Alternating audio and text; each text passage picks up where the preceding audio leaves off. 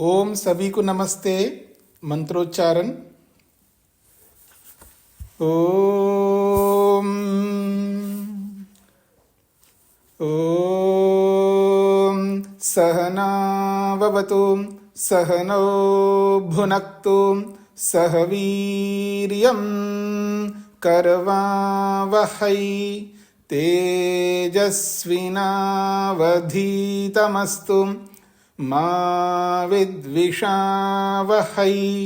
ओम शांति शांति शांति। सांख्य दर्शन की कक्षा संख्या 77 है। 5वां अध्याय प्रारंभ हो रहा है। पृष्ठ संख्या 254। पंचमोऽध्यायः वक्तव्यम। 5वें अध्याय को प्रारंभ करने से पहले वक्तव्यम कुछ कहना चाहता हूं, ऐसा भाष्यकार स्वामी ब्रह्म मुनि जी कह रहे हैं। वक्तव्यम कुछ कहना है। अत्र अध्यायस्य प्रारंभे नेश्वराधिष्ठिते फल निष्पत्ति या नेश्वराधिष्ठिते फल संपत्ति कर्मणा तत्सिद्धे, ये आगे एक सूत्र आएगा, दूसरा सूत्र। न ईश्वर अधिष्ठिते फल संपत्ति ही कर्मणा तत्सिद्धे, ये अगला आने वाला सूत्र है, दूसरा सूत्र। इति, इस सूत्र में इति सूत्रजातस्य अर्थः अनिरुद्ध विज्ञान भिक्षुभ्याम ईश्वर प्रतिषेध परो अकारी। ये जो सूत्र है, न ईश्वर अधिष्ठिते फल संपत्ति कर्मणा तत्सिद्धे,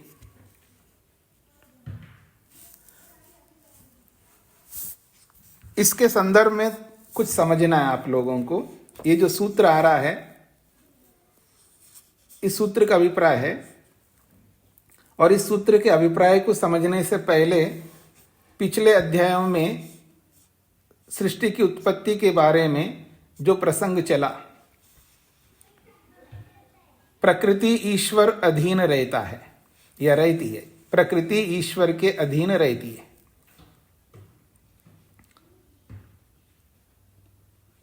जो कारण है सत्वरस्तम रूपी कारण, वो ईश्वर के अधीन रहता है। तो जब कारण रूपी प्रकृति ईश्वर के अधीन रहती है, तो ईश्वर अधीन होकर के होने पर, ईश्वर के अधीन होने पर सृष्टि को उत्पन्न करता है परमात्मा। क्योंकि पीछे आपने पढ़ा पराधीन है प्रकृति, अर्थात ईश्वर के अधीन रहती है। जब ईश्वर के अधीन है तो उस ईश्वराधीन प्रकृति को ईश्वर ने सृष्टि के रूप में उत्पन्न किया। ये प्रसंग है। अब आगे आने वाला जो सूत्र है, ने ईश्वराधिष्ठिते फल संपत्ति कर्मणा तत्सिद्धि, इस सूत्र में ये बात कही गई है, केवल ईश्वर के अधीन होने पर ही सृष्टि उत्पन्न नहीं होती है। ये बात हम स्वीकार करते हैं, प्रकृति ईश्वर के अधीन है, पर केवल ईश्वर अधीन होने मात्र से ईश्वर सृष्टि को उत्पन्न नहीं करता। फिर कैसे उत्पन्न करता है? तो कहा है कर्मणा तत्सिद्धे। यदि जीवात्मा के कर्म होते हैं तो ईश्वर सृष्टि बनाता है।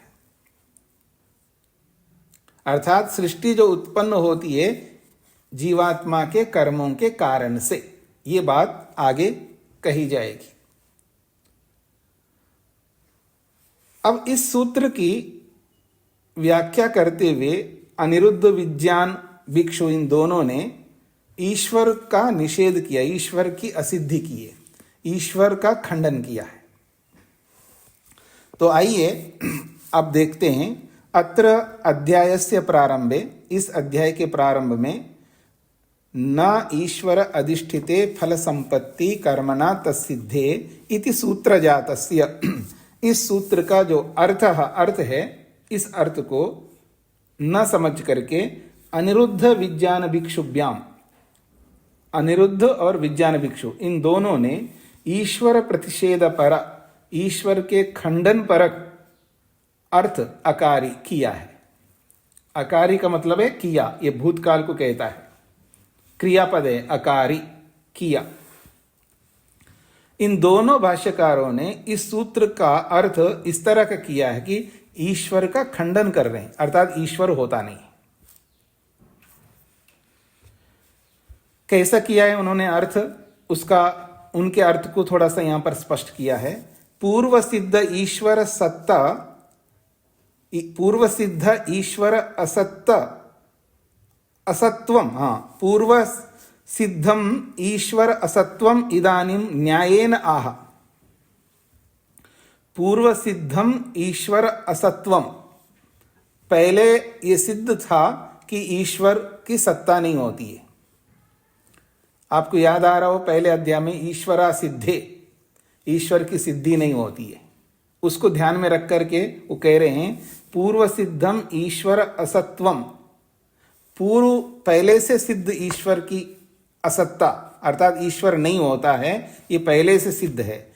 उसी बात को इदानीम यहां अर्थात इस 5वें अध्याय के दूसरे सूत्र में न्यायेन, न्यायपूर्वक प्रमाणों से ये कहा जा रहा है न ईश्वर अधिष्ठिते फल संपत्ति ही कर्मणा तत्सिद्धम। ऐसा अनिरुद्ध ने ऐसा अर्थ किया है, अर्थात ईश्वर को नकार रहे हैं। और विज्ञान भिक्षु क्या लिखते हैं, ईश्वर असिद्धे इति यदुक्तम तन्नोपपद्यते। ईश्वर सिद्धे इति यदुक्तम, ईश्वर की सिद्धि होती है ऐसा जो कहा है, तन्न उपपद्यते, वो सिद्ध नहीं होता है। क्यों? कर्मफल दातृतया तसिद्धे इति ये पूर्व पक्षिणः ईश्वर असिद्धे इति यदुक्तम तन्न उपपद्यते। ये पूर्व पक्षी कह रहा है ईश्वर की सिद्धि नहीं होती है ऐसा आपने जो कहा है, तन्न उपपद्यते, वो सिद्ध नहीं होता है। क्यों नहीं होता है? कर्मफल दातृतया तत्सिद्धे, कर्मफल को देने के कारण से, ईश्वर कर्मों का फल देता है, इससे तत्सिद्धे, उस ईश्वर की सिद्धि होती है।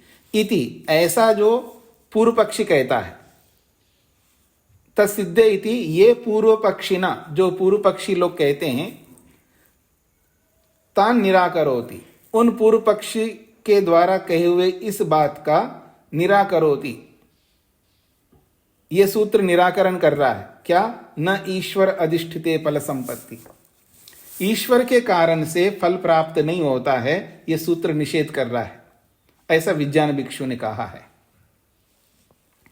तो दोनों का अभिप्राय यह हुआ है, अनिरुद्ध भी ईश्वर को नहीं स्वीकार कर रहे हैं और विज्ञान भिक्षु ने भी स्वीकार नहीं किया।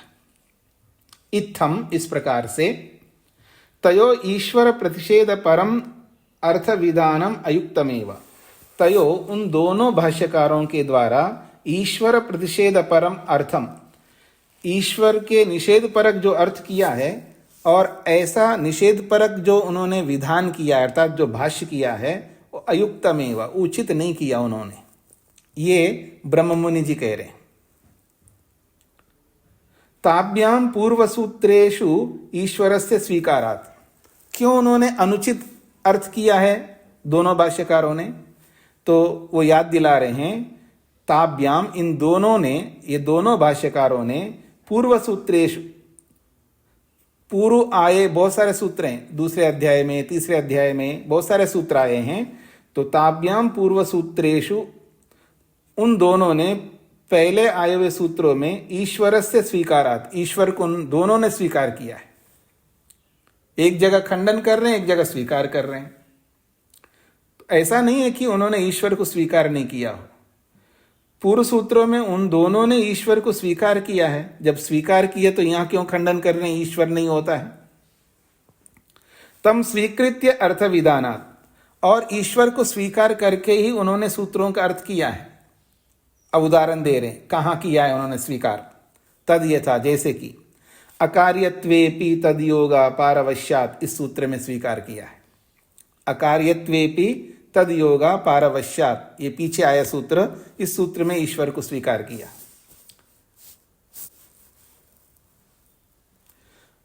अब कह रहे हैं पारवश्यात जो कहा है, पारवश्यात यदुक्तम न तो परार्थत्वात्, ये जो पारवश्यात जो शब्द आया है पीछे, ये केवल दूसरे के अधीन है इतना नहीं है, न तो परार्थत्वात्, वो परार्थ दूसरे के लिए इतना ही नहीं है।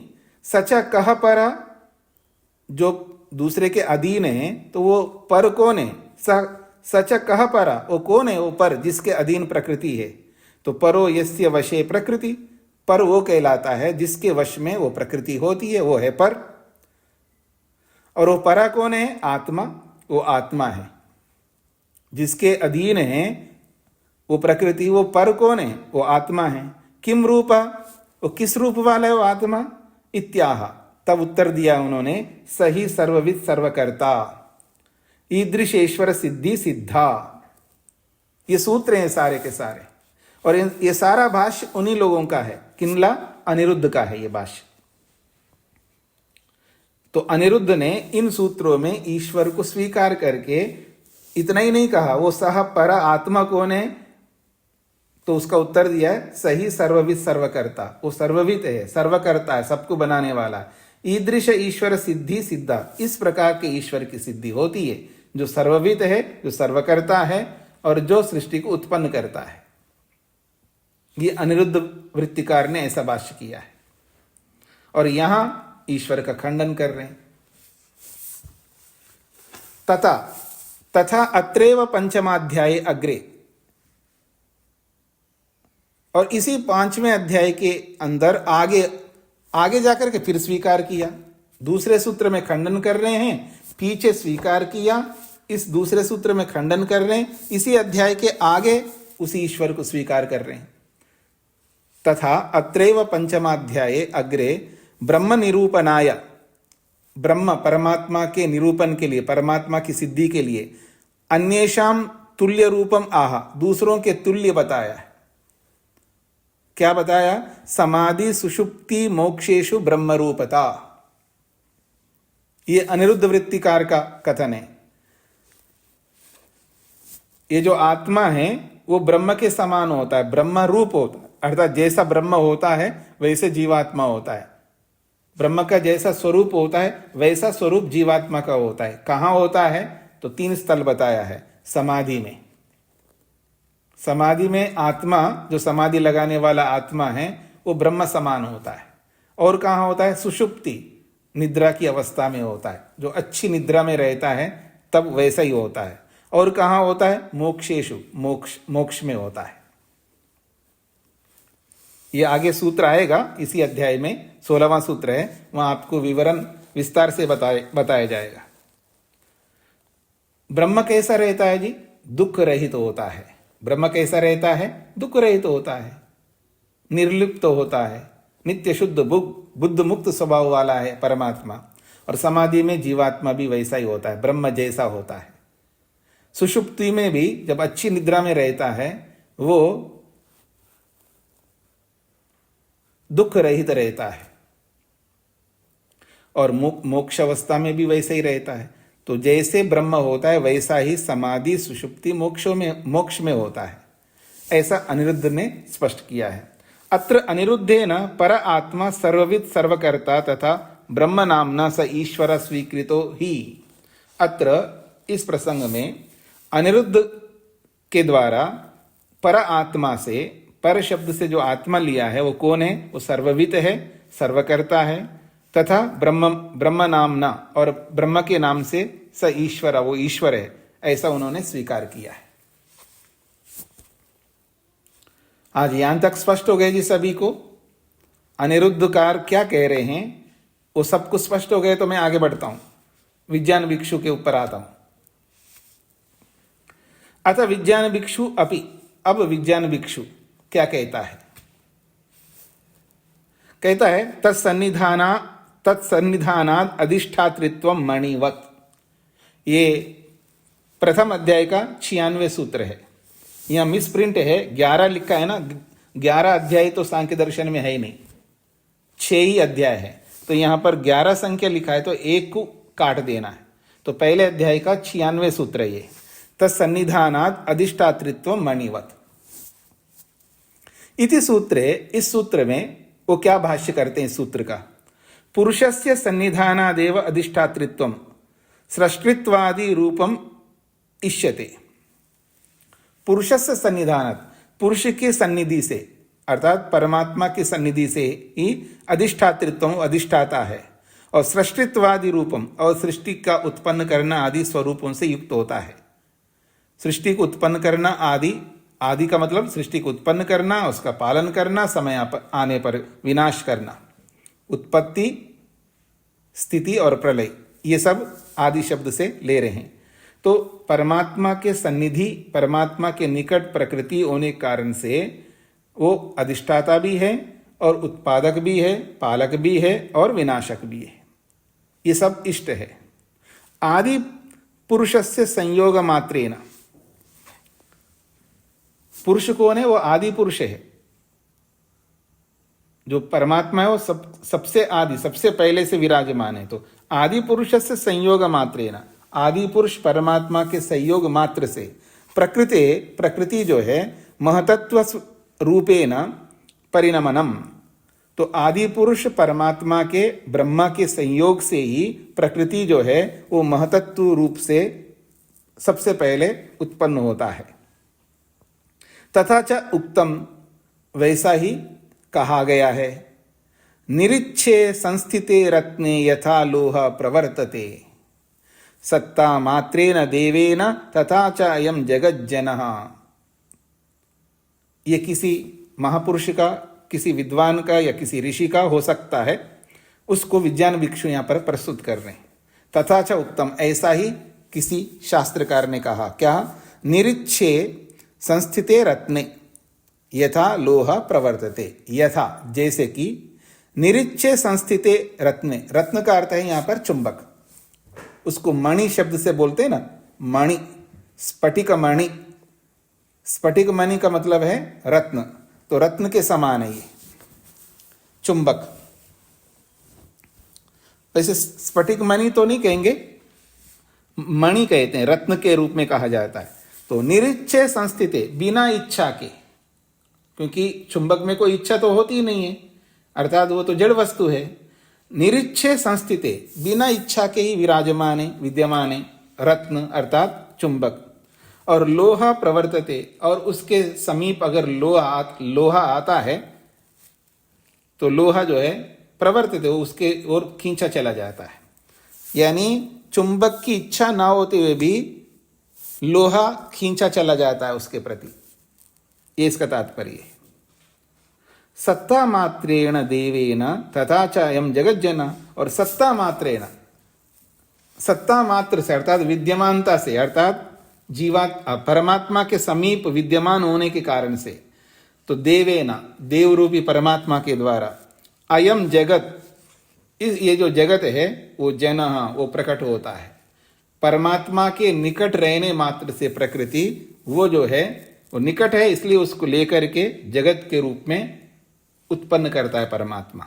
जैसे चुंबक के समीप लोहा के होने कारण से उसके साथ जाकर के युक्त होता है, वैसे ही परमात्मा के निकट रहते हुए वो प्रकृति जो है जगत के रूप में परिवर्तित होता है। निरिच्छत्वाद अकर्ता कर्ता सन्निधि मात्रतः, निरिच्छत्वाद अकर्ता, इच्छा ना होने के कारण से वो कर्ता नहीं, अकर्ता बन जाता है। लेकिन सन्निधि मात्रतः कर्ता, और निकटता के कारण से वो कर्ता बन जाता है।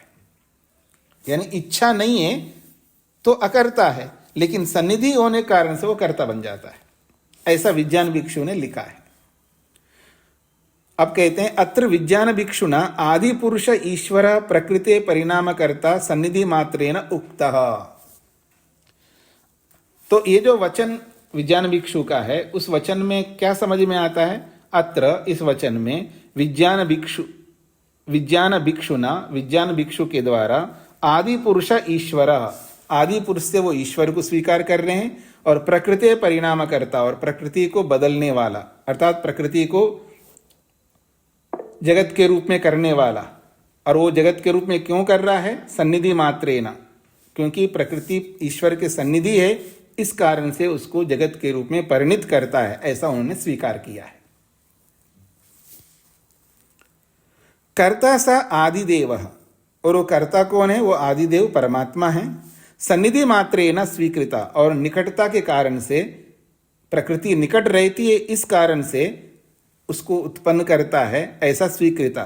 तथा कथम भूत सा, फिर वो किस स्वरूप वाला है?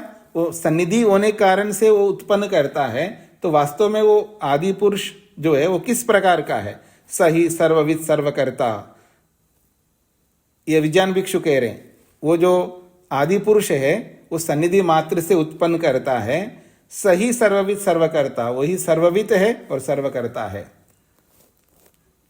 सर्वकर्ता ईश्वर आदि पुरुषो भवति, और वो जो सर्वकर्ता ईश्वर है वो आदि पुरुष होता है। ईदृश ईश्वर सिद्धि सिद्धा, इस प्रकार के ईश्वर की सिद्धि होती है। यह सर्वज्ञ, जो सर्वज्ञ है, जो सर्वविद, जो सबको जानता है।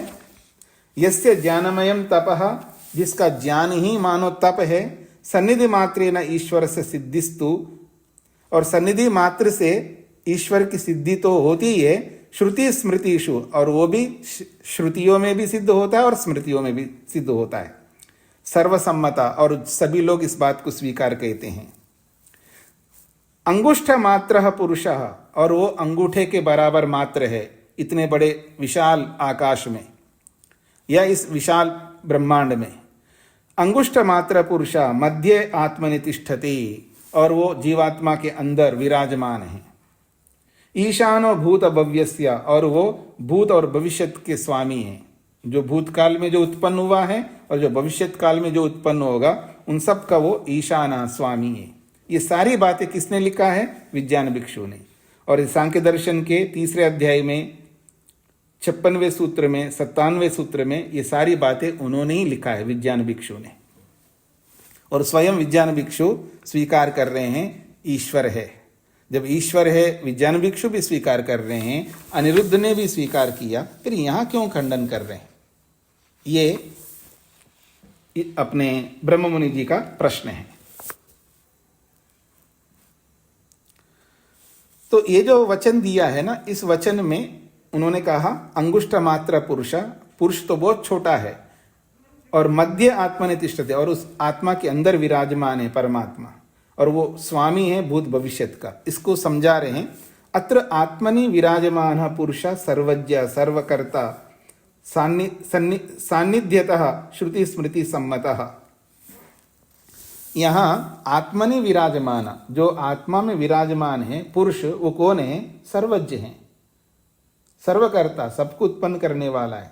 सान्निध्यता श्रुति स्मृति सम्मता, और ये सब कैसे होगा? सान्निध्यता, प्रकृति के निकट रहता है ईश्वर, और वो सर्वज्ञ भी है, सर्वकर्ता भी है, इसलिए वो इस सृष्टि को उत्पन्न करता है। ये बात केवल मैं नहीं कह रहा हूं, श्रुति स्मृति सम्मता, श्रुति से भी सम्मत है और स्मृति से भी सम्मत है। श्रुति कहते हैं जो वेद है, ब्राह्मण ग्रंथ है, उपनिषद है वो, और स्मृति उनको कहते हैं जो ऋषियों के कृत ग्रंथ है। सर्वज्ञ एवं ईश्वर, सर्वज्ञ एवं ईश्वर स्वीकृतो अथ च सन्निधानात्। सर्वज्ञ एवं ईश्वर, ईश्वर को सर्वज्ञ स्वीकार किया है। अथ च सन्निधानात् सर्वकर्ता अपि स्वीकृता ताभ्याम, तो कहते हैं ईश्वर को सर्वज्ञ भी स्वीकार किया उन दोनों ने, और सन्निधानात् प्रकृति के निकट होने के कारण से सर्वकर्ता भी स्वीकृता, और सबको उत्पन्न करने वाला, संपूर्ण ब्रह्मांड को उत्पन्न करने वाला स्वीकृता, स्वीकार किया है। किन्होंने? ताभ्याम, उन दोनों भाष्यकारों ने। तथा भूत ईश्वरस्तु खलु अत्रापि पंचमाध्याय स्वीकार्य एव, जब ऐसा स्वरूप वाला ईश्वर है, जब उन्होंने वहां स्वीकार किया है, अत्रापि इस 5वें अध्याय में भी स्वीकार्य एव, स्वीकार करना चाहिए उन दोनों को। नहीं अस्वीकार्य न भवितव्यम, यहां अस्वीकार करने का कोई अर्थ ही नहीं है, उनको स्वीकार करना चाहिए, तो क्यों नहीं स्वीकार कर रहे? अथा यत् तत्र भाष्ये प्रकृति लयत्वम आदि पुरुषत्वम इति विशेषणम तु ताभ्याम स्वकल्पनया ही दत्तम न तो सूत्रकृता। अब एक दूसरी बात कर रहे हैं।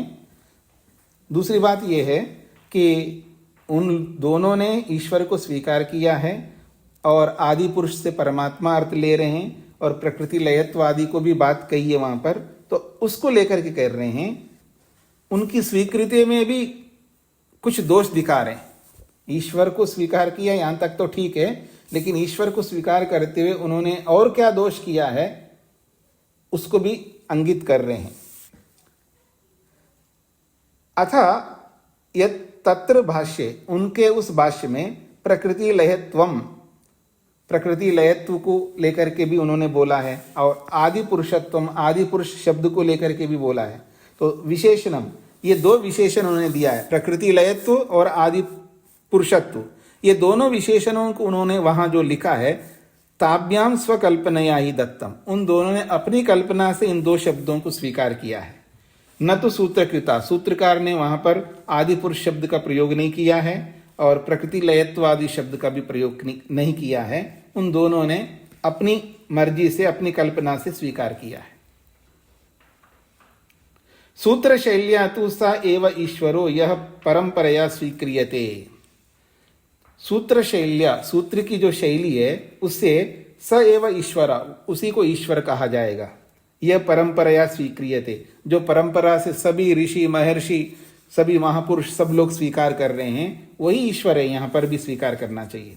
तदेतत् पश्यन्तु खलु अस्मद् भाष्ये विपश्चिता, विपश्चिता बुद्धिमान लोग, विद्वान लोगों को मेरे इस भाष्य में देखना चाहिए उनको कि मैंने सटीक परंपरा से जिस ईश्वर को स्वीकार करके सभी ऋषि महर्षि लोग चले, उसी परंपरा के ईश्वर को मैं स्वीकार करता हूं और मेरे स्वीकार को मेरे भाष्य में आप देख सकते हैं, क्योंकि आप विपश्चित है, विद्वान है, ऐसा ब्रह्म मुनि जी कह रहे हैं। हाँ जी, स्पष्ट हो गया जी यहां तक सभी को? आगे बढ़ूं। अब आगे लिखते हैं, अतः ताभ्याम ईश्वरस्य खंडन परम अर्थविधानम अत्र पंचमाध्याय अयुक्तमेव। इसलिए उन दोनों के द्वारा ईश्वर का खंडन करते हुए इस दूसरे सूत्र में जो उन्होंने लिखा है वो अयुक्त ही है। 5वें अध्याय के इस दूसरे सूत्र में जो खंडन परक अर्थ कर दिया उन्होंने, ये गलत किया है। वेदस्तु खलु ईयान यत् पूर्वं तु नित्य शुद्ध बुद्ध मुक्त स्वभावस्य पुरुषस्य सन्निधि मात्रात् कर्तृत्वं सूचितम न स्वतः। भेद क्या है जी? पहले अध्यायों में ईश्वर जो है वो प्रकृति के निकट रह करके उस प्रकृति को कार्य जगत के रूप में परिवर्तित करता है, और यहां पर जो बात कही जाएगी वो दूसरी बात कही जाएगी। इतना भेद है। तो पहले सन्निधि मात्र के कारण से सृष्टि को उत्पन्न करता है ऐसा बोला है, और यहां जो बोला है, यहां का जो कर्तृत्व है वो जीवात्मा के कर्मों के कारण से परमात्मा सृष्टि को बनाता है, ये बताया है। वहां प्रकृति निकट है उसको मुख्यतः बता करके बोला है, और यहां इस 5वें अध्याय के दूसरे सूत्र में केवल परमात्मा सन्निधि मात्र से सृष्टि को उत्पन्न नहीं करता है, बल्कि जीवात्माओं के कर्मों के कारण से प्रकृति को सृष्टि के रूप में उत्पन्न करता है, ऐसा यहां पर बताया। बस इतनी सी भेद है। वहां निकटता को मुख्य बना करके बोला है और यहां जीवात्मा के कर्मों के कारण से सृष्टि उत्पन्न करता है, ये बोला है। इतना भेद है। इस भेद को ना समझ करके एक जगह ईश्वर को स्वीकार करना और एक जगह ईश्वर को स्वीकार न करना, ऐसा भाष्य करना उन दोनों का गलत बात है, ऐसा ये कहना चाहते हैं। अत्र तस्यैव नित्य शुद्ध बुद्ध मुक्त स्वभावस्य पुरुष विशेषस्य ईश्वरस्य जीवेभ्य कर्मापेक्षम फल प्रदातृत्व न स्वतः। पहले तो सन्निधि मात्र से परमात्मा तो नित्य है, शुद्ध है, बुद्ध है, मुक्त स्वभाव वाला है, लेकिन उसके सन्निधि के कारण से, उसके निकटता के कारण से प्रकृति का कर्ता के रूप में, प्रकृति को कार्य जगत के रूप में उत्पन्न करने का कर्तृत्व को लेकर के बोला है। और अत्र इस 5वें अध्याय के इस दूसरे सूत्र में वही नित्य शुद्ध बुद्ध मुक्त स्वभाव वाला है, वो पुरुष विशेष ईश्वर है, वो ईश्वर जीवेभ्य कर्मापेक्षम, जीवात्माओं के कर्मों को ध्यान में रख करके फल प्रदातृत्वम, फलों को देता है, ऐसा उन्होंने बोला है। न स्वतः, स्वयं अपने आप सृष्टि को उत्पन्न करता हो ऐसा नहीं है, स्वतः नहीं उत्पन्न कर सकता, सामर्थ्य होते हुए भी उत्पन्न नहीं कर सकता, जीवात्मा के कर्मों को ध्यान में रख करके उत्पन्न करता है, ऐसा यहां पर बताया है। इति प्रतिपाद्यते, ऐसा ही वर्णन किया है। फल प्रदाने स ईश्वरो न सर्वथा स्वतंत्र, इसी बात को और विस्तार से बोल रहे हैं खोल करके। फल देने में ईश्वर सर्वथा स्वतंत्र नहीं है। फल प्रदाने स ईश्वर न सर्वथा स्वतंत्र, फल देने में ईश्वर सर्वथा स्वतंत्र नहीं है, किंतु कर्मापेक्षा फल प्रदाता स इत्येवं लक्ष्यमत्र, किंतु कर्मापेक्षा, कर्मों को अपेक्षा बना करके फल प्रदाता बनेगा परमात्मा, यही बताना यहां इस 5वें अध्याय के दूसरे सूत्र में लक्ष्य है। ये बात कही गई। ये सारी बातें कही करके अथ इदानीं सूत्राणि अर्थाप्यन्ते अस्माभिः, अब मुझ ब्रह्म मुनि जी के द्वारा अब आगे सूत्रों का अर्थ प्रस्तुत किया जाता है। हाँ जी, सबको स्पष्ट हो गए जी प्रसंग? आगे बढ़ता हूं मैं, बड़ा महत्वपूर्ण सूत्र है। सरस्वती जी। नमस्ते स्वामी जी। जी स्वामी जी, लास्ट सेंटेंस थोड़ा और एक बार बता दीजिए। फल प्रदाते स ईश्वरो। हाँ जी, सर्वथा फल प्रदाने, फल देने में स ईश्वर, वो जो ईश्वर है, सर्वथा स्वतंत्र न, सब प्रकार से वो स्वतंत्र नहीं है। हमेशा वो फल देता है तो बिना कर्मों को ध्यान में रख करके कर्म फल देता हो। फल देने में ईश्वर सदा स्वतंत्र कभी नहीं होता है, अतः कभी किसी को बिना कर्म के फल नहीं देता, इसका तात्पर्य। किंतु कर्मापेक्षा, कर्मों की अपेक्षा से ही फल प्रदाता, वो फलों को देता है।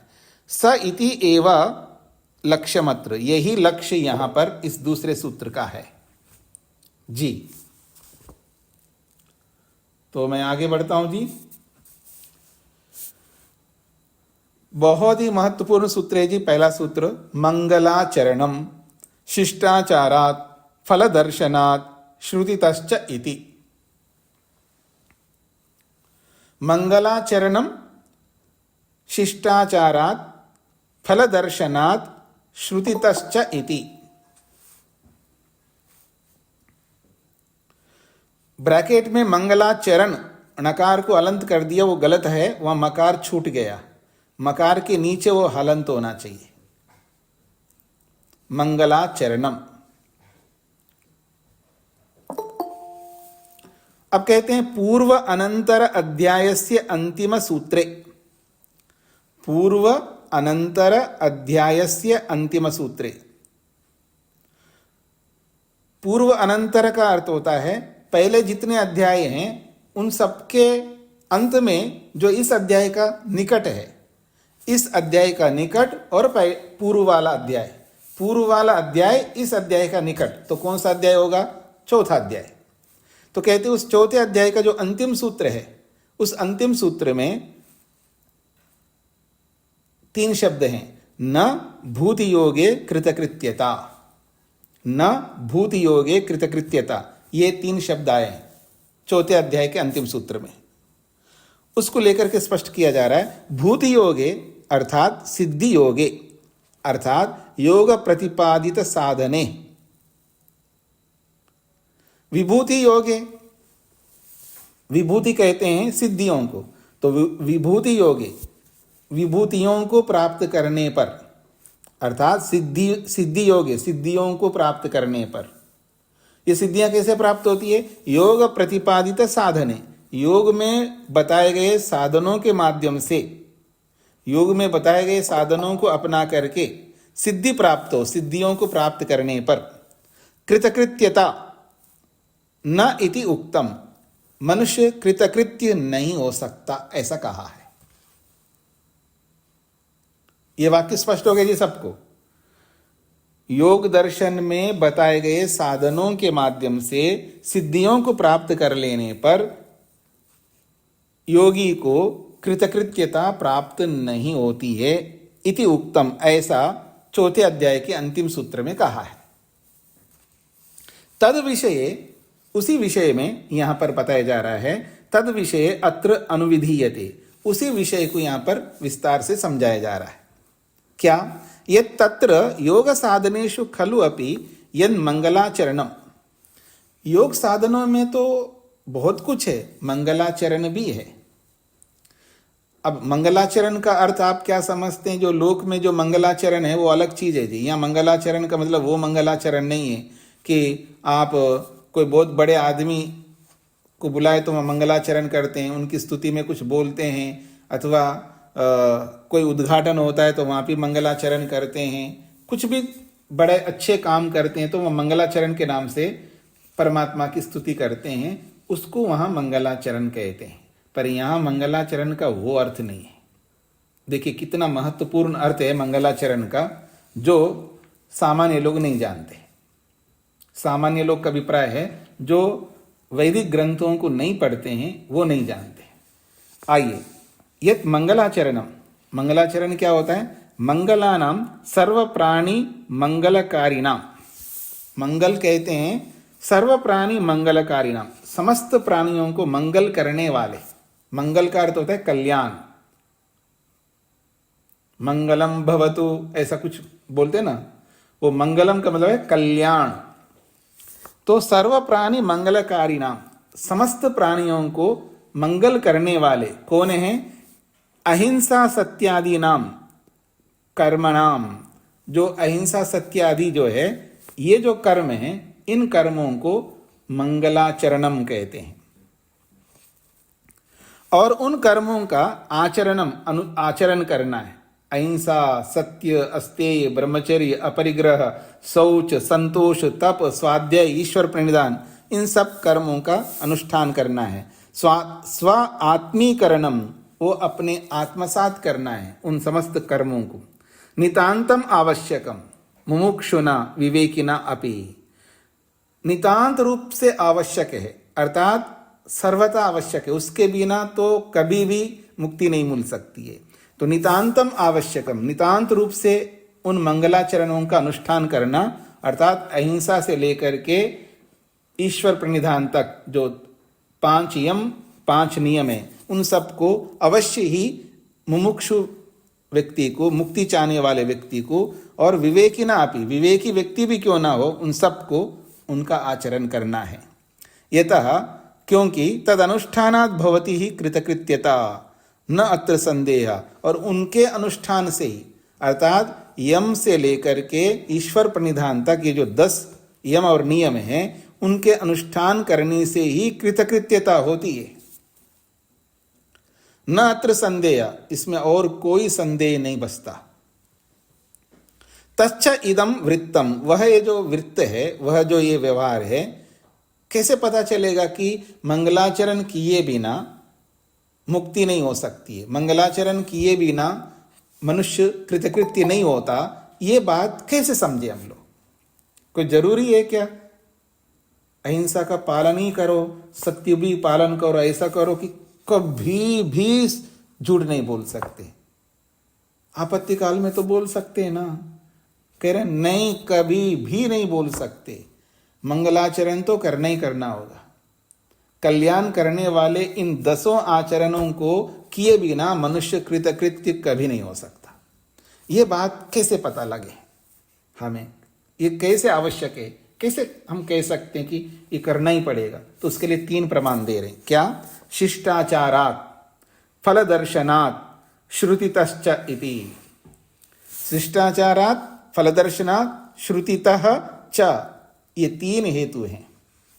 इन तीनों हेतुओं से पता लगता है इन 10 प्रकार के मंगलाचरणों को किए बिना मनुष्य कृतकृत्य नहीं बन सकता। सबसे पहले शिष्टाचार को बताया जा रहा है। शिष्टाचारात्, शिष्टों का आचरण, उसको शिष्टाचार कहते हैं। शिष्टानाम आचरणात् शिष्टाचारात्, शिष्ट लोगों का जो आचरण होता है उसी को शिष्टाचार कहते हैं। इस शब्द से तो आप तो सभी लोग परिचित होंगे, पर आपका जो शिष्टाचार है आपका जो शिष्टाचार है ना, वो बिल्कुल 1% भी इस शिष्टाचार के साथ नहीं मेल खाता है। जिसको आप लोग शिष्टाचार मानते हैं, वो आपका जो शिष्टाचार है, जो लोक में प्रचलित शिष्टाचार है, वो इस शिष्टाचार के साथ कोई मेल नहीं खाता। तो आइए, तो कहते हैं शिष्टाचारात करते शिष्टानाम आचरण। जो शिष्ट लोग होते हैं उनका जो आचरण होता है उसी को शिष्टाचार कहते हैं। फलदर्शनात्, फलदर्शनात्, तत्फल प्रतिपादनात्, अहिंसा, सत्य आदि ये जो 10 प्रकार का जो मंगलाचरण है, उन सब मंगलाचरणों को करने से उनका फल भी दिखाया गया है। ऐसे नहीं पालन करना होता है, पता नहीं मैं सत्य तो बोल रहा हूं, इतना कष्ट उठा करके बोल रहा हूं, इसका फल मिलेगा ही नहीं मिलेगा? नहीं मिलेगा। सभी मंगलाचरणों का फल प्रतिपादित किया गया है, शास्त्रों में बताया गया है। श्रुतितः, श्रुति विधानात्, श्रुति में भी ऐसा ही विधान किया है, वेद में भी ऐसा ही विधान किया है। इति हेतुत्रयात् सिद्ध्यति, इन 3 हेतुओं से सिद्ध होता है कि मंगलाचरण किए बिना, 10 प्रकार का ये जो मंगलाचरण है, इनको किए बिना मनुष्य कभी भी कृतकृत्यता को प्राप्त नहीं हो सकता, कभी भी कृतकृत्य नहीं बन सकता है। ये 3 हेतुओं से सिद्ध होता है। तत्र शिष्टाचार, अब शिष्टाचार को समझाया। शिष्टाचार होता क्या है? आपको याद हो, आप लोगों ने, आप सभी नहीं कह रहा हूं, आप में से कुछ लोगों ने कल्पशास्त्र को मेरे से पढ़ा है, पूरा किया है। बहुत बड़ा ग्रंथ है जिसमें धर्मसूत्र, गृहसूत्र और श्रोत सूत्र हैं। तो धर्मसूत्र में शिष्टाचार को क्या लिखा है वो यहां पर प्रस्तुत किया जा रहा है।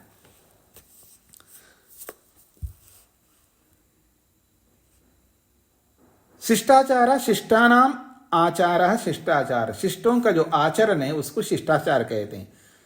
शिष्टाचार संति ही, शिष्टाचार कैसे होते हैं? शिष्टा कलु विगत मत्सरा। अब शिष्टाचार करने वाले कौन होते हैं जी? शिष्टाचार करने वाले कौन होते हैं? तो कहते हैं शिष्टा खलु विगत मत्सरा। शिष्ट वो होते हैं विगत मत्सरा। विगत मत्सर का मतलब जिनके अंदर मत्सर नहीं होता है, खुन्नस नहीं होता उनके मन के अंदर। खुन्नस समझते हैं? उनके अंदर किसी प्रकार का खुन्नस नहीं होता है। विगत मत्सर का मतलब है उनके अंदर आग नहीं जलता या आग नहीं जलती। अंदर दूसरे को देख करके जो आग जलती है ना अंदर, किसी की गाड़ी को देख करके, मेरे पास तो गाड़ी नहीं, लेकिन किसी की गाड़ी को देख करके, किसी के पैसे को देख करके, किसी की उन्नति को देख करके, किसी के रूप को देख करके, किसी के शरीर को देख करके, किसी के कुछ भी देख करके जो श्रेष्ठता है, जो वो श्रेष्ठता मुझ में नहीं है, अथवा श्रेष्ठता मुझ में है लेकिन मेरे से ज्यादा श्रेष्ठता है किसी में, ऐसे अलग अलग प्रसंग, अलग अलग एंगल से देखिएगा, उनको देख करके जलता आदमी, जलन जिसको कहते हैं, ये है मत्सर। मत्सर का मतलब जलन होती है लोगों के अंदर, बहुत जलन होती है। क्या कहूं, आपको क्या बताऊं, आप सब जानते हैं जलन क्या होता है। तो ये जो है विगत मत्सर का मतलब जिनके अंदर जलन नहीं होता, वो शिष्ट लोग होते हैं। फिर कहा निरहंकारा, अहंकार तो होता ही नहीं है। निरअहंकारा, अहंकार रहित तो होते हैं। वो उदाहरण दिया ना मैंने आपको, जो 4 महीने का बच्चा है, 2 महीने का बच्चा, उसके अंदर क्या अहंकार होता है? कोई अहंकार नहीं होता है। इसलिए तो सभी लोग उससे प्रेम करते हैं। तो विशिष्ट लोग कौन होते हैं? निरअहंकार, अहंकार लेश मात्र भी नहीं होता है। और विशेष बात, कुंभी धान्या, कुंभी कहते हैं घड़े को, इतना ही धान, इतना ही अन्न रखते हैं जितना घड़े में आता है, अर्थात अत्यंत अपरिग्रही होते हैं। उनके जीवन में कोई परिग्रह नहीं होता है। कुंभी धान्या, बस आज है तो कल नहीं है जी, या 2-4 दिन के लिए जी, उसके बाद पता नहीं है जी। ऐसी इसको कहते हैं कुंभी धान्या, मतलब जितना घड़े में आता है बस उतना ही उनके पास है सब, और वो चंद दिनों में समाप्त हो जाता है, फिर उसके बाद कुछ नहीं है। ऐसे हैं अलोलुपा, जिनके अंदर लोलुपपन नहीं होता है। लोलुप कहते हैं बस कोई चीज हो ना, टूट पड़ता उसके अंदर। अलोलुप अर्थात उदासीन रहते हैं। कितनी अच्छी चीज उसके सामने रखो, उदासीन है। चाहे गाड़ी रखो, चाहे कोई भी रखो, मतलब उसको उस चीज में इंटरेस्ट नहीं होता है। वो ग्राह्य हो, भोग हो, इसको भोग लूं, एक उत्कंठा होती है ना किसी चीज को भोगने की, उसको लालच कहते, उसको अलोलुप कहते। लोप में और लोलुप में थोड़ा सा अंतर है। लोभ शब्द को भी कहा, लोभ को अलग से पढ़ा है और लोलुप शब्द को अलग से पढ़ा है। इसलिए लोलुप का अर्थ थोड़ा अलग है और लोभ का अर्थ थोड़ा अलग है। दोनों में अंतर ये होता है, लोभ का मतलब लोभी व्यक्ति आप जानते हैं, और अलोलुप का मतलब है उसके अंदर एक होता है मेरे को मिलना चाहिए, लोभ तो अंदर है लेकिन कर नहीं सकता, उसके प्रति आगे बढ़ नहीं सकता। और एक ये होता है उसके ऊपर टूट पड़ना, कोई चीज मिल जाए तो उसके ऊपर टूट पड़ता है व्यक्ति, इसको कहते हैं लोलुप। और लोभ ये है टूट पड़ता नहीं है लेकिन आकांक्षा है, लेकिन क्या करूं, डायबिटिक हूं ना, खा नहीं सकता, ऐसी स्थिति है, तो लोलुप नहीं होते हैं। और दंभ का मतलब है दिखावा नहीं करते, दंभ नहीं करते। मैं बड़ा आदमी हूं, क्या समझते हो, ऐसा दिखावा नहीं करते। मतलब विद्वत्ता से, पैसे से, या जिस किसी से भी, जिसको लेकर के आदमी अपने आप को बहुत बड़ा मानता है ना, ऐसा कोई दिखावा नहीं करता है, दंभ नहीं करते। दर्प का मतलब है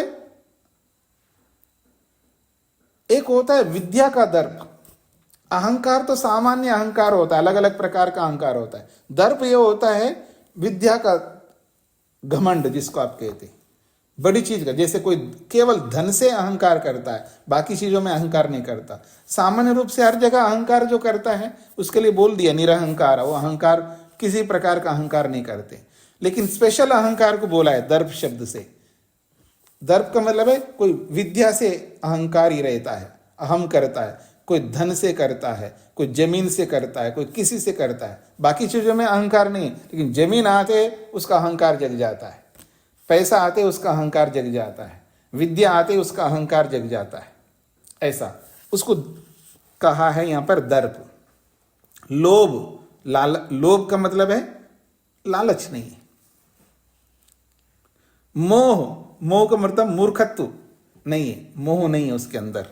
क्रोध, इन सब से विवर्जित है, इन सब से रहित होते हैं। दंभ, दर्प, लोभ, मोह, क्रोध से रहित होते हैं, लोलुप नहीं होते हैं, कुंभी धान्य होते हैं, अहंकार रहित होते हैं और जलन से रहित होते हैं। ये बौद्धायन धर्म सूत्र में बताया है। ऐसे लोगों को शिष्ट कहा है वहां पर। तय शिष्टै आचरितत्वाद, ऐसे शिष्ट लोगों का जो आचरण होता है, कैसा होता है उनका आचरण, वो अहिंसा से युक्त होते हैं। वही लोग अहिंसा का पालन करते हैं। जो इन सब गुणों से युक्त होता है ना, वो वास्तव में पूर्ण अहिंसा का पालन करते हैं, पूर्ण सत्य बोलते हैं, पूर्ण ब्रह्मचर्य का पालन करते हैं, पूर्ण अस्तेय का पालन करते हैं। ये जो 10 मंगलाचरण है ना, इन 10 मंगलाचरण को पूर्ण रूप से आचरण करने वाले ऐसे लोग होते हैं। तय शिष्टै आचरितत्वाद, इन शिष्ट लोगों के द्वारा आचरण किया गया होने से। सर्वे अपि शिष्टै महात्मभि ऋषि भी आचरितत्वाद, केवल यही नहीं है, सर्वे अपि शिष्टै, सभी शिष्ट लोगों के द्वारा ऐसा ही आचरण होता है। चाहे वो महात्मा हो, चाहे ऋषि हो, चाहे महर्षि हो, चाहे कोई भी हो, ऐसे ही लोग ही इन सब चीजों का आचरण करते हैं। इनको शिष्ट कहते हैं। और इन शिष्टों का जो आचरण है उनको शिष्टाचार कहते हैं। शिष्ट कैसे करते हैं ये आचरण, उनके अंदर जलन नहीं होता है, ये उनका आचरण होता है। उनके अंदर अहंकार नहीं होता, ये आचरण होता है। उनके अंदर कोई संग्रह नहीं दिखेगा, बस जो काम चलाने के लिए जितना आवश्यक है उतना ही रखते, उससे अतिरिक्त रख ही नहीं सकते। जिनके अंदर टूट पड़ने का स्वभाव नहीं होता है, लोलुपता नहीं होती है, दंभ नहीं होता है, दिखावा करना उनके जीवन में कभी होता नहीं है, किसी बड़ी चीज को लेकर के अहंकार दर्प नहीं करते हैं, किसी प्रकार का लोभ दिखेगा नहीं, क्रोध करते नहीं हैं, ऐसे लोग जब जीते हैं तो उनको कहते हैं शिष्ट लोग। और हमारा शिष्टाचार कैसा होता है जी?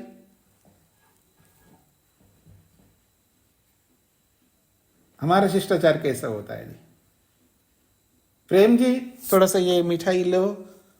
नहीं नहीं नहीं जी, अभी अभी बस जस्ट अभी खा के आया हूं ना, दिवाली है तो सब लोग खिलाते ही हैं, अभी अभी जस्ट खा के आया हूं, लेकिन अंदर लड्डू फूट रहे हैं, कुछ स्पेशल मिठाई दिखाई दे रहा, पता नहीं ऐसा तो कभी खाए नहीं, कुछ अलग प्रकार का, ये कुछ तो खा लेना चाहिए। नहीं नहीं नहीं, अंदर है खाना चाहिए, और ऊपर है नहीं नहीं अभी जस्ट अभी तो खा के, अब बहुत खा के आया हूं, अब नहीं चाहिए।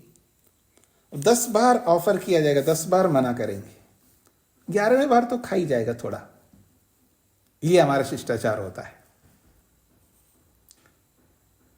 हाँ जी नाश्ता करो, नहीं नहीं नहीं अभी करके आया, अभी अभी करके आया। अरे स्पेशल नाश्ता है, आपने आपने क्या किया होगा, क्या खा के आए? मैंने ये, अरे कोई बात नहीं खाओ, नहीं अभी तो खा के आए। नहीं बिल्कुल नहीं चाहिए, नीड नहीं है, जरूरत नहीं है, बस खा के आया हूं। 2 4 5 बार आप बोलो ना, उसको ऑफर करो तो खा ही जाएगा। ये हमारा शिष्टाचार होता है। ये तो एक केवल खाने के बारे में बोल रहा हूं, पता नहीं कितने व्यवहार करते हैं हम लोग, अंदर कुछ रखते हैं और बाहर कुछ बोलते रहते हैं। ये हमारा शिष्टाचार। और ऐसा नहीं करें ना तो क्या करें, किसी ने ऑफर की तो लाओ लाओ खाऊंगा, ऐसा बोलेंगे क्या? ऐसा थोड़ा बोलना अच्छा लगता है। अच्छा तो तभी लगता है जब वो 4 5 बार ऑफर करे, आप 4 5 बार मना करें, फिर उसके बाद खा लें। इसका मतलब होता है शिष्टाचार। ये हमारा शिष्टाचार। क्यों जी, क्या सोच रखता है व्यक्ति, कमाल है। मतलब ऐसा मन में सोचता नहीं सोचता, लेकिन दुनिया को देख कर ऐसे ही सीखता है व्यक्ति शिष्टाचार। हाँ जी, सरिता जी को क्या कहना है? जी स्वामी जी नमस्ते जी, यही शिष्टाचार हमारे पेरेंट्स ने डांट डांट के सिखाया है स्वामी जी। तो गलत सीखा है ना, गलत सीखा है ना। उनको भी पता नहीं था, उन्होंने जैसा सीखा है हमने भी वैसा सीख लिया, लेकिन उन्होंने जो जो सीखा वो सब हम नहीं करते ना। उन्होंने जो जो सिखाया वो सब हम नहीं करते हैं, हम उनको करते हैं जो हमको लगता है ये सही है और ये गलत है। तो गलत सिखाया हुआ को, बहुत सारी चीजों को आपने हटाया, तो इसको भी हटाओ ना जी। जी स्वामी जी, ये लोभ और लोलुप को हम लालच बोल सकते हैं? ऐसा है, लोभ को भी लालच ही बोलते हैं, लेकिन दोनों में अंतर क्या है? एक में तो टूट पड़ना होता है, उसके ऊपर टूट पड़ता है, उसको ये समझ नहीं रहता कि किसी ने खाया नहीं खाया, सबको मिलेगा नहीं मिलेगा, बस मेरे को मिलना चाहिए, उसके ऊपर टूट पड़ता है, वो लोलुपता होती है, उसमें अग्रेसिवनेस ज्यादा होता है। लोभ में क्या होता है, लोभ फूट रहा है अंदर से, वो खाना चाहता है, खाना चाहता है, लोभ भी है, थोड़ा सा मिल जाए ज्यादा, लेकिन पता नहीं कौन क्या सोचेगा, पता नहीं पूरा है या नहीं है, कुछ ना कुछ उसके अंदर उसको थोड़ा रोकता रहता है, मन में ज्यादा रहता है लोभ। और लोलुपता जो है वो बाहर निकलता है क्रिया के रूप में, इसलिए थोड़ा सा अंतर है दोनों में जी। ठीक है स्वामी जी, धन्यवाद। और किसी कुछ कहना है जी, पूछना है? मंगलाचरण का अर्थ समझ में आ गया होगा आप सबको। मंगलाचरण का अर्थ है 5 यम और 5 नियम, इनका आचरण करने को मंगलाचरण कहते हैं। यही आचरण हमें मंगल करने वाले अर्थात कल्याण करने वाले हैं। महादेव जी। नमस्ते जी स्वामी जी। जी उस श्रुति और स्मृति का जो डिफरेंस है, थोड़ा सा और एक बार बता दीजिए ना। देखिए, वैसे श्रुति शब्द से वेदों को ही ग्रहण किया जाता है। श्रुति जो सुन सुन करके जिसको सीखते थे पहले, उसको श्रुति, श्रवणा श्रुति, जो श्रवण करके सुन करके जिनको याद करते थे पहले के लोग, जो है एक संताग्रही होते थे, उसका नाम है एक संताग्रही। एक बार सुन करके याद कर लेना, यानी एक बार सुनने से उनको याद होता था। और कुछ काल तक, यानी अभी तो क्या होता मेरे को नहीं पता, लेकिन मेरे को ये पता जरूर है, आज से 40 साल पहले, 30 साल 40 साल पहले दक्षिण भारत में जहाँ शंकराचार्य लोग ज़्यादा होते हैं, इधर उत्तर भारत में भी कोई कोई होते हैं, बद्रीनाथ केदारनाथ ऐसे जगहों पर, लेकिन दक्षिण में बहुत ज़्यादा शंकराचार्य होते हैं। तो पहले जो शंकराचार्य को चुनते थे, गद्दी संभालते था वो शंकराचार्य बन करके, जो एक बार सुन करके उसको याद होता था, एक संताग्रही कहते उसको, एक बार सुन करके ग्रहण करना, उसको एक संताग्रही, ऐसे व्यक्ति को शंकराचार्य बनाते थे। कोई परंपरा से नहीं, योग्यता से बनाते थे। आजकल कैसे बनाते मेरे को पता नहीं। हाँ जी, निर्मला जी को क्या, हाँ बोलिए। समझो, स्मृति स्मृति स्मृति स्मृति नहीं, स्मृति। उसके बारे में स्मृति का मतलब है ऋषियों के जो ग्रंथ होते हैं उनको स्मृति कहते हैं। वेद क्या नहीं है? वेद जो है, वेद को बनाने वाले ऋषि नहीं है ना, वेद तो साक्षात परमात्मा का उपदेश है। जो वेद है, वेदों को ईश्वरों ने नहीं बनाए, ईश्वरों ऋषियों की कल्पना नहीं है। वेद मंत्र वेद मंत्र ऋषियों की कल्पना नहीं है।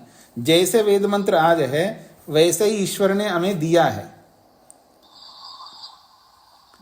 तो उस स्मृति के बारे में कौन सा स्मृति का मतलब, स्मृति कहिए, स्मृति।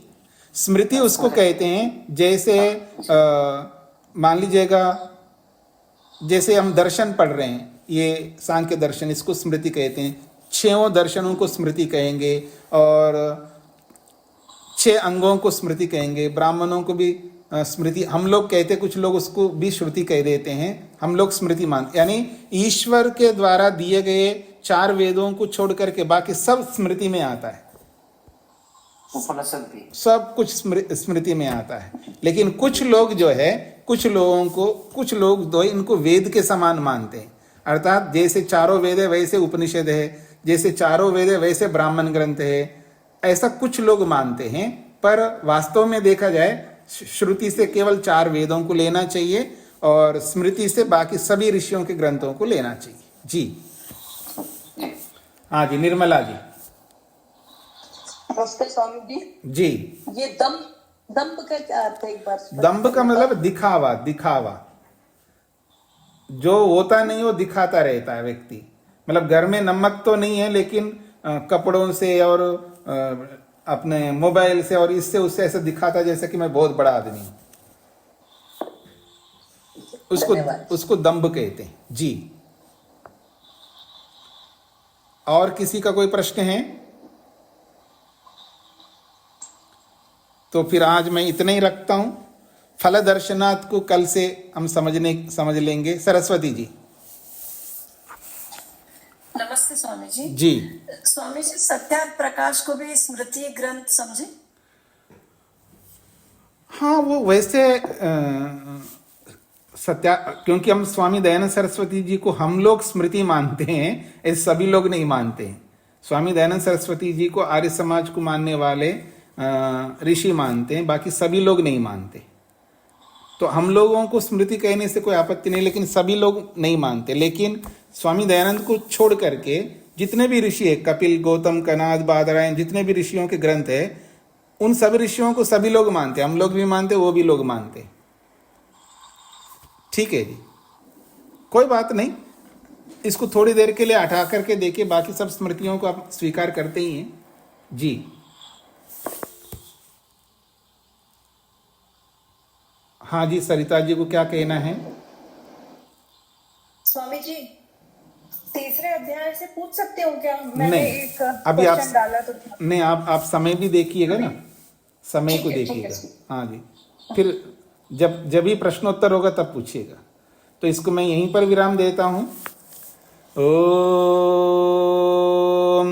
शांति शांति शांति।